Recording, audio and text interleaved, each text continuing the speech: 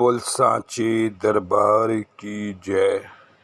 जय जगत जननी माता जी ट्वाडी सदा ही जय। बोल मेरे दिल वाली सरकार की जय।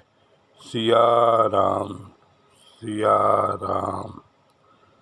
साथ संगत जी, आज जो साखी का विषय है वो सत्संग में आना क्यों जरूरी है। संगत जी, सत्संग आना क्यों जरूरी है। पूर्ण गुरु की संगति में आता है कोई कोई, भक्ति का लाभ इनसे पाता है कोई कोई।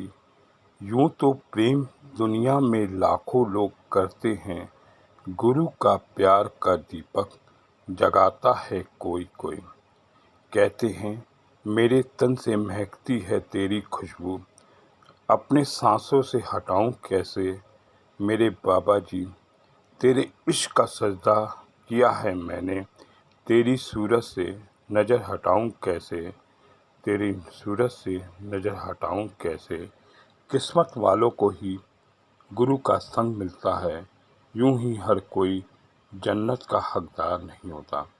संगत जी, एक सेठ सत्संग आया और संत जी ने कहा कि जैसा कर्म करोगे वैसा भोगोगे। सेठ को बड़ा गुस्सा आया और संत जी से कहने लगा कि सत्संग में आने का क्या फ़ायदा है। और उन्होंने कहा, संत जी ने कहा कल तुम आना। संत जी के दोबारा सेठ जी दोबारा कल दूसरे दिन गए तो संत जी ने कहा कि एक ईंटा का ठट्ठा दिया और कहा कि इसको छत पे जाओ और मेरे सर पर फोड़ दो। तब सेठ कहने लगा कि अगर ये ईंटा आपके सर पे फोड़ दूंगा तो आपको चोट लग सकती है। तब संत जी ने वो ईंट की गठरी के बराबर एक रुई मंगवाई और रुई के बंडल के बराबर संगत जी उसको गठरी दी और कहा जाओ छत से मेरे सर पर फेंक दो। तो कहने लगा कि इससे आपको चोट नहीं लगेगी संत जी। तो संत जी ने कहा सत्संग आना इसीलिए ज़रूरी है कि जो आप सर का बोझ अपने सर पे लेते हैं वो आपका सत्संग में आने से हल्का हो जाता है। कहते हैं घर में तो पाठ पूजा की जाती है, लेकिन सत्संग में जाके जो हमें सिमरन करते हैं, जो मन एकाग्र होता है और जो गुरु का आदेश होता है, जो गुरु की साखियाँ हमको एक मन एकाग्र लगती है, वो हमारे मन को भिगो देती है।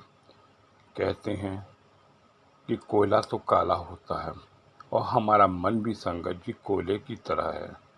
कोयले को अगर आप साबुन से रगड़ोगे तो कोयला काला ही रहेगा, और जब कोयला आग में पकाते हैं तो संगत जी वो लाल हो जाता है और उसका रंग बदल जाता है। ऐसे ही संगत जी हमारा मन जो है उस सत्संग में जाके लाल होना है, उसी तरह हमें पकना है, तब हमारा मन जो है कोयले से भटकर जो काला होगा वो बदल जाएगा और हमारा मन बदल जाएगा।